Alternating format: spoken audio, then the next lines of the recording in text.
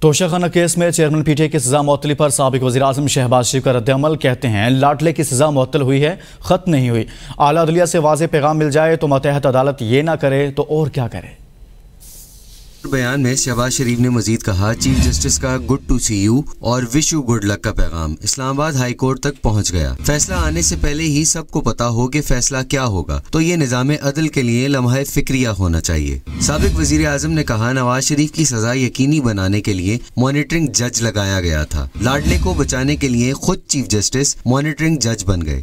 نظام عدل کا یہ کردار تاریخ کے سیاہ باب میں لکھا جائے گا۔ ایک طرف جھکے ترازو اور انصاف کو مجروح کرتا نظام عدل قابل قبول نہیں۔ شہباز شریف نے مزید کہا کہ گھڑی بیچنے والے کے سامنے قانون بے بس ہے۔ چور اور ریاستی دہشت گردی کی سہولت کاری ہوگی تو ملک میں عام آدمی کو انصاف کہاں سے ملے گا؟ 9 مئی ہو، جوڈیشل کمپلیکس پر حملہ ہو یا پولیس پر پیٹرول بم کی برسات ہو، سب معاف۔